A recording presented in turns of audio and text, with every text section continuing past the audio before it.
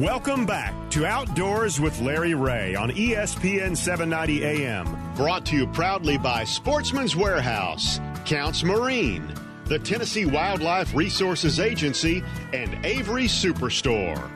Hey, good Saturday morning. Welcome back as we close out the fastest 90 minutes in the outdoor radio program. You don't believe it, you hadn't been listening today, because we started at 6 o'clock. We started at 6:30 in Jackson, 6 o'clock here in Memphis and Brownsville, and we're wrapping it up. And I know it's a tough act to follow when the guy before you was a 3-time Olympic shotgunner, and we're bringing in the man that probably confiscated more shotguns than anybody in Region 1. Yeah.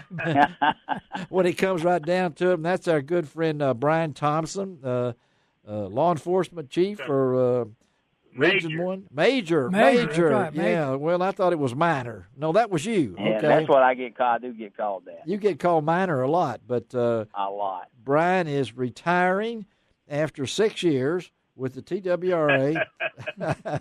No, after how many years, Brian? I'll be about 2 months short of 35 years. 2 months short. Well, I'm just 2 months short myself. So as June the 17th is his final day there, and we wanted to get Brian on before he made that walk out the door and say Brian has left the building. I don't know if Brian was he ever in the building. I don't know. He was mostly out of the building. But, hey, we appreciate you taking time, and Dave Gabbert's on the other end of the line up there in Sparta, Illinois. Gene Smith sitting next to me here. You have been a real a strong supporter of this show over the years. We hate to see you go, but at the same time, we cherish the friendship and Amen also the job that you have done in almost those years, 2 months short of those many years. So, Brian, first of all, let's talk about where'd you grow up? North Carolina. Okay. Oh, really? All right. Do you know where New Bern, North Carolina is? It's on the other end of the state. Okay. Well, that's one of our guests early this morning. That's that right. was one of the top female shooters, and we got 2 North Carolinas. So, is this what you wanted to do when you were a kid? Well, I enjoyed hunting and fishing when I was a kid, and when I went to college, I couldn't decide. And when I did decide, I knew I did the right thing. And where did you go to college? UT Knoxville. I think to me that's the only university in Tennessee that won in Knoxville. I don't know about all them others, but anyway. Okay, but, we can't. I got out in 1984, Larry. 1984, not 1884. Yeah, in the late 1900s. Late 1900s. We were thought of that, but went to UT Knoxville. Graduated from there. Where was your first job? With the agency or out of college? With the agency. With the agency, I was become the officer in Hardeman County in 1984 and spent 8.5 years there. Then in 1993, I think it was, I went to be the assistant supervisor in District 11, which is what we call a lieutenant now. Yes. Yeah. And then in 1999, I replaced Tommy Grimsley as the hunter education, boating, and training coordinator. Yes.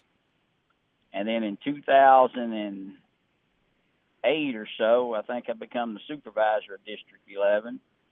And in 2010, I think it was, we went to where we are now. So as the major or the chief, Region 1 law enforcement of Region 1, which means how many officers are under you? How many officers? Well, we got 25 counties and several boating, probably around 50 maybe. 50, okay. 50 law enforcement as part of the division with each county. And, of course, I know that I think I first met you when you were in Hardeman County back when I became the outdoor editor of the Commercial Appeal. And so this tenure. Yes, we met Larry during the canoe and kayak race. That's exactly right. And I didn't know if you remember that. Of course, I was not competing. Let's just make that shirt. You know, I left my paddle. You were more like up the creek without we were, paddle. We were both with Ronnie Shannon's. Right, yeah. That's right. I'd left my paddle at home. I was told to go meet Ronnie down there, and then you and Ronnie rode around in the boat for a while. We did.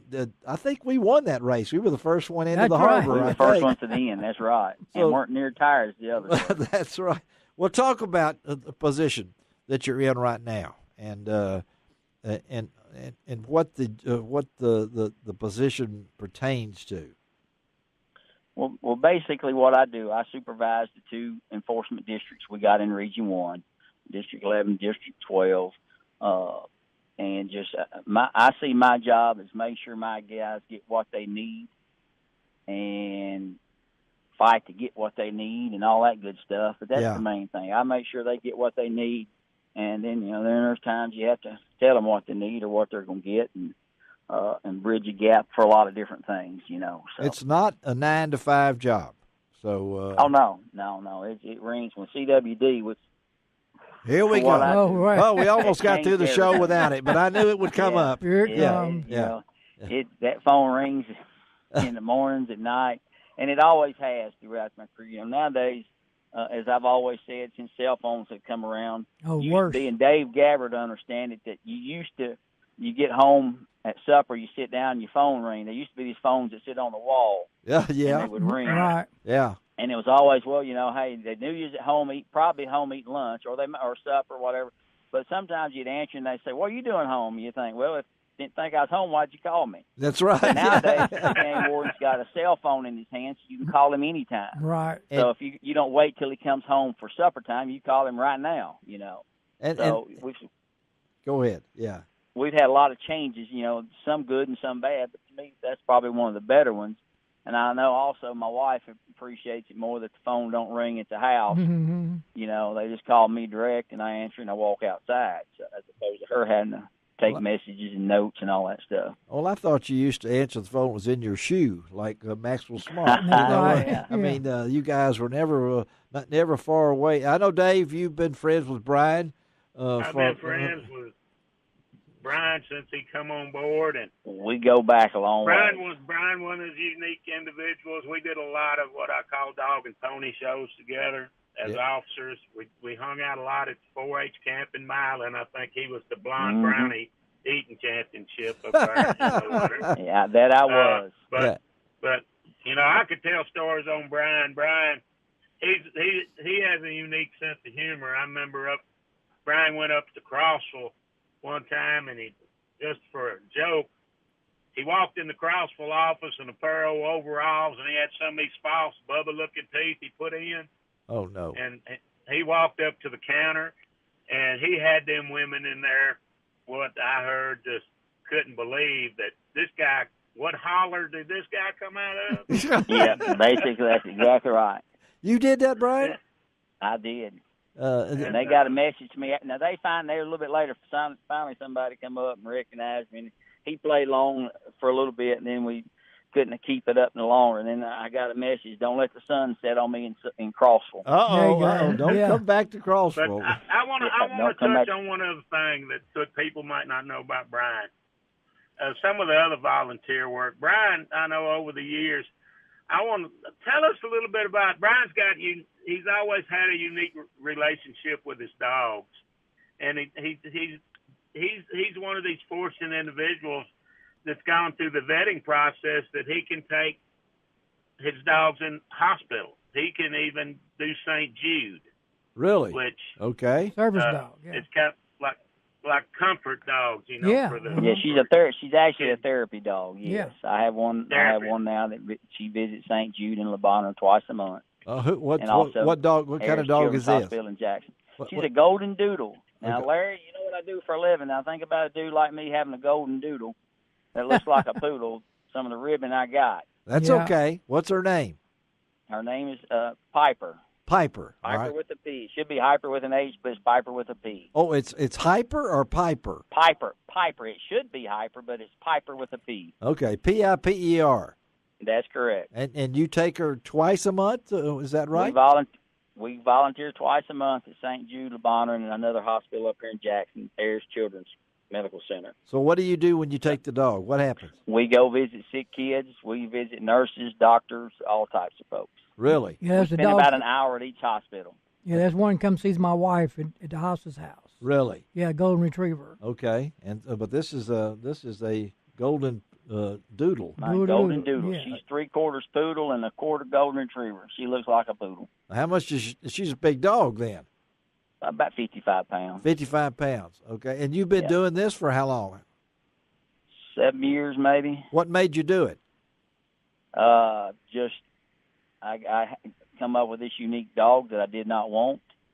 And she was very striking and just got a lot of comments, so we decided to do that, and we didn't look back. Yeah. Does your wife go with you? I mean, No, she can't. She's been one time. She can't. You can't take anybody with you when you go. Okay, so you just places. Take the dog in and visit the kids. Me and the dog go in and we visit the kids, and like I said, the staff or folks, and then we spend an hour at each place. They pet her. She does a few tricks, and we make people smile, Larry. That Amen. They forget what they've been doing for the last little bit. Gene knows that he sees it. Are you gonna, they forget where they are or what they're doing for a few minutes we're in there. Are you gonna continue that? Is that something? Oh yes, I continue that till me and my dog both go to the grave. Okay, so what's ahead for you? What do you look forward to retirement? I look forward to doing nothing. There you go. Now you're not going to do that. No, you don't really retire. I'm going to do nothing the best I can. Yeah. He said he's going to do nothing to the best he can. So for a while. Hey, Brian, well, we appreciate you, buddy. And Brian, one more thing on Brian. Brian's the only individual I know with agency that had a case of hoofing mouth at one time. Been there, done that, got the scar, Dave. Hey. That's right. How many stitches? But, Larry, I appreciate the opportunity to get our message out and everything you've done for us over the years. And like I said, me and Dave go back. We've had more fun at career days and 4-H's and everything. Well, buddy, it's been a great time. Well, congratulations on a career, and we'll stay in touch. Okay, buddy? Thanks a bunch. All right. Y'all have a good Thank day. You. All right. Good luck, on the 17th. All right. Brian Thompson, retiring on June the 17th. Before we let you go next week, we'll have Ron Wong and John Gordon will be in here. I got a couple of surprise guests. I'm not even going to tell you who they are because, we're going to fill this thing up with good guests. Dave, hope you have a great time up there. Be safe coming back tomorrow from Sparta. I hope I'll get out here in a little while and run off 200. 200 in a row. 200 in a row. Yep. All right. Well, or is that 54 times? I don't know what that does. I don't know how they do that. And Gene Smith, take care of that wife of yours. Okay, you got a story. Let me tell you a story. Yeah, that's what I'm holding up. Okay, all right. The very end is a Gene Smith story. All right, good. Okay, go.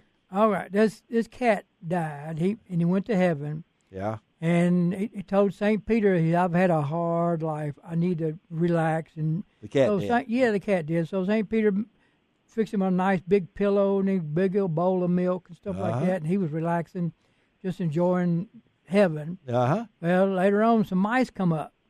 The mice said the same story. We've been chased by dogs and cats and everything else. We'd like to come up here, and we'd like to have some roller skates. Roller skates? Yeah, they wanted roller skates because they got tired of running. Okay. So later on, St. Peter went back to the cat to see how the cat's doing. He said, hey, I'm doing great. And I didn't know y'all had meal on wheels. Oh, well, that ought to do it right here. This is Outdoors with Larry Ray. Thank you, Dave Gabbard. Thank you, Gene Smith. Yes, sir. Meals on Wheels. And as I do each and every week, and Shelby McCall, thank you too, of course. Doesn't cost an extra cent to be a good sport. And what else? God bless the USA.